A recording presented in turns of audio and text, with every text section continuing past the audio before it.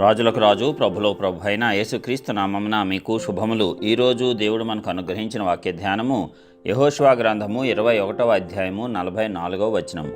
యెహోవా వారి పితరులతో ప్రమాణం చేసిన వాటన్నిటి ప్రకారము అన్ని దిక్కులయందు వారికి విశ్రాంతి కలుగజేసెను.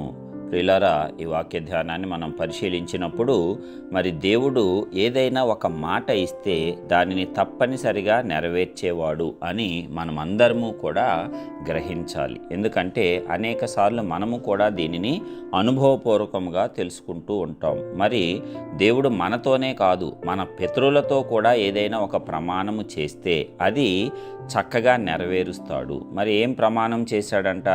అన్ని దిక్కులా విశ్రాంతి కలుగజేస్తాను అనేటువంటి ప్రమాణము చేయటము, దానిని వీరి తరములో అది నెరవేర్చడం కూడా మనం చూస్తున్నాం. దేవుడు అబ్రహాంతో నిబంధన చేశాడు ప్రమాణము, అట్లాగే దావీదుతో చేశాడు, నీకు శాశ్వత కృపనిస్తానని. ఇట్లాగా ఎవరితో ఏ నిబంధన ప్రమాణములు దేవుడు చేశాడో వారి తరాలకు కూడా వాటిని స్థిరపరిచాడు. అందుకే కేవలము మన యొక్క విశ్వాసమే కాదు, మన పితరుల యొక్క విశ్వాసము కూడా మనకు ఎంతగానో ఉపయోగపడుతుంది.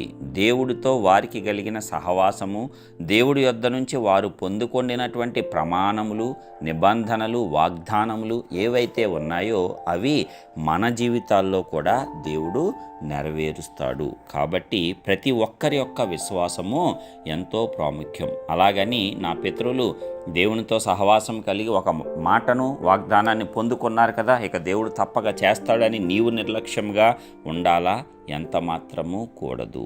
నీవు ఇంకా వారికంటే అత్యధికమైన విశ్వాసాన్ని, దేవుని యొక్క సహవాసాన్ని పెంపొందించుకునేందుకు దినమంతా ప్రయత్నం చేస్తూనే ఉండాలి. అప్పుడు నీవు వ్యక్తిగతంగా దేవుని యొద్ద నుంచి ఒక వాక్కును పొందుకుంటావు, ఒక వాగ్దానాన్ని పొందుకుంటావు. అప్పుడు ఇంకా నీవు బలపడి వారికంటే, నీ పితరుల కంటే నేను నీకు మేలు చేసి నిన్ను హెచ్చించేదనని దేవుడే చెప్పాడు కదా, అలాగ నీవు కూడా వారికంటే హెచ్చింపబడవచ్చు. కాబట్టి మనం తీసుకున్న వాగ్దానములను, దేవుని యొద్ద నుండి పొందుకున్న మాటలను నిర్లక్ష్యం చేయవద్దు. మనందరము కూడా ప్రతి సంవత్సరం మొదటి దినమున వాగ్దానములు తీసుకుంటాం ఆలయంలో. వాటిని కొంతకాలమే గుర్తుపెట్టుకుంటాం, తర్వాత ఎక్కడో పెట్టి మర్చిపోతాం. అట్లా కాదు, దేవుడి నుంచి వచ్చినటువంటి మాట, దానిని చాలా తీవ్రంగా తీసుకొని ఇది నా జీవితంలో దేవుడు చేస్తానని నాకు ప్రమాణం చేశాడు అనే పట్టుదలతో నీవు దానిని జ్ఞాపకం చేసుకుంటూ, దానిని బట్టి ధైర్యం తెచ్చుకుంటూ ప్రార్థిస్తూ ఉంటే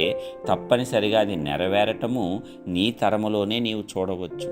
అనేకులు ఇది చూడలేకపోవటం వల్లే వారి తర్వాతి తరాల వారికి దేవుడు వాటిని అనుగ్రహిస్తున్నాడు. అయితే దేవుడు మాట తప్పనివాడు, ఎలాగైనా దాన్ని నెరవేరుస్తాడు. నీవు భయభక్తులు కలిగి, నీవు దేవుని యందు విశ్వాసత కలిగి ఉంటే నీకు ఇచ్చిన వాగ్దానములు నీ జీవితంలోనే దేవుడు నెరవేర్చి చూపిస్తాడు. దాని ద్వారా నీవు బలము పొందుకొని ఇంకా అనేకులను దేవుని వద్దకు నడిపించగలిగిన శక్తివంతుడు అవుతావు. అందుకే దేవుడు నలుదిక్కులా కూడా విశ్రాంతి కలుగజేశాడంట. శత్రువులందరినీ వారి చేతికి అప్పగించేశాడంట. ఎవ్వడూ వారి ఎదుట నిలవలేకపోయాడంట. మరి దేవుడు చెప్పినటువంటి మాటల్లో ఏదీ తప్పి ఉండలేదు, అన్నీ నెరవేరేనని వాక్యం సెలవిస్తుంది. ఇది ఇశ్రాయేలు వారికి చెప్తున్నటువంటి మాట. అయితే మనతో కూడా, మరి మనము దేవుని ప్రజలమే, క్రీస్తును అంగీకరించిన వారంగా మనతో కూడా మాట్లాడతాడు. ఆ మాటను మనము తీవ్రంగా తీసుకొని దానికోసము మనం ప్రార్థన చేసి పట్టుదలగా నిరీక్షణ కలిగి విశ్వాసంతో ఉంటే దేవుడిచ్చిన మాటల్లో ఏది తప్పిపోదు, అన్నీ నెరవేర్చి మనలను కూడా ఆశీర్వదిస్తాడు. కాబట్టి దేవుని యొక్క మాట కోసం మనము పట్టుదలగా ప్రార్థన చేద్దాం. మహోన్నతుడైన గొప్ప దేవ, ప్రియ పరలోకపు తండ్రి, మీ ఘనమైన శ్రేష్టమైన నామానికి వందనాలు చెల్లిస్తున్నాం. ఇదిగో ఇప్పటివరకు కాపాడి మరొక నూతన దినమును మా జీవితాల్లో అనుగ్రహించినందుకు వందనాలయ్యా. ఇదిగో ఎంతైనా గొప్ప దేవుడవు, నమ్మదగినటువంటి దేవుడు, ఆధారపడదగినటువంటి వాడవు నాయన.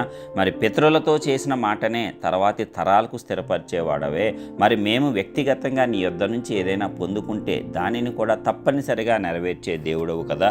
ఎందుకంటే నీ యొక్క మాటలో ఏదీ తప్పి ఉండదు. మరి సెలవిచ్చిందంతా కూడా నీవు చేస్తావు. కాబట్టి నాయన, నిన్ను నమ్మి విశ్వసించి అదే విశ్వాసంతో, ధైర్యంతో, నిరీక్షణతో ఆ యొక్క వాగ్దానములను నాయన మేము పట్టుదలతో పట్టుకొని ప్రార్థించి విశ్వాసంతో ముందుకు సాగిపోయేటువంటి గొప్ప కృప మా అందరికీ కూడా అనుగ్రహించి నీ నామాన్ని ఘనపరిచే వారము ఉండేటట్లు కృప చూపవలసిందిగా యేసు నామమున ప్రార్థించి పొందుచున్నాం తండ్రి.